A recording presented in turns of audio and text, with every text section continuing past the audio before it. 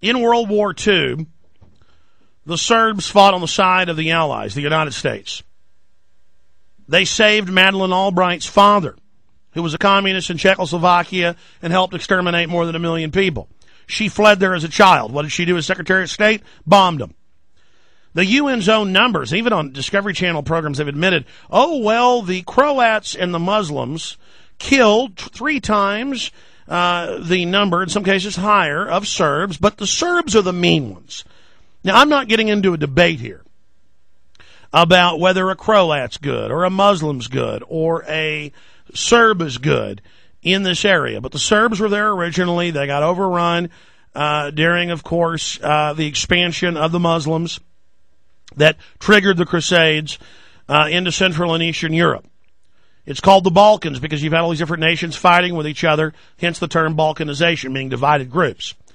The Serbs, after World War II and the intervening years, they had Tito, and then after the Soviets supposedly fell apart, it broke into all those pieces.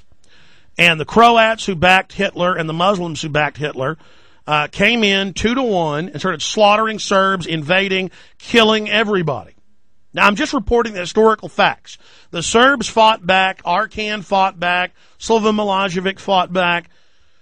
Kosovo has been part of Serbia for more than 1,000 years. Kosovo was just like a region, like Texas, or an area, comprised about 25% or so of the Serbian nation. The Serbs, under Tito, were universal. They didn't let Muslims and Christians fight with each other, or the predominantly Catholic Croats who backed Hitler. They came in. They brought more Muslims in from Albania, which was also a socialist state, a communist state. And then the Croats, funded by the CIA in the early 1990s, this is all declassified now, began attacking schools, police, school buses, killing them.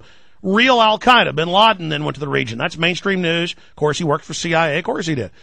Then when the Serbs fought back, the media hyped it. Hillary went and stood when she was basically vice president with Al Gore. You know, she was basically vice president or co-president with Clinton. She went and stood behind barbed wire fences put up by NATO and said, look, they're behind barbed wire. Or they'd show UN food facilities with barbed wire around them with Serbs and Croats and Kosovoans, KLA, trying to get in to get the food. They would lie. Cover of Newsweek was a lie. They weren't in a camp. They were trying to get in through the barbed wire to the food. But they know how dumb you are. By dumb, you're not paying attention. Oh, look, they're behind barbed wire. They're Nazis. The Serbs did kill people, did ethnically cleanse, but it was about a third what the other groups did. That is admitted. I've done the research. Then they come in, bomb the whole place, blow up the chemical plants, drop DU bombs, massive carnage. They staged the overthrow, the CIA did, of Belgrade, overthrow Slobo, poison him in his jail cell. That's all come out. Serbia has always really been allied with Russia culturally, the Slavic. So this is basically like a big part of Russia being taken right now. Russia denounces Kosovo Declaration.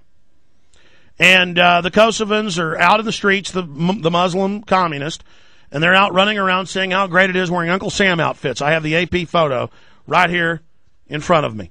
And they're saying, America, thank you. Okay? I mean, that's period. Our government did this. Great job.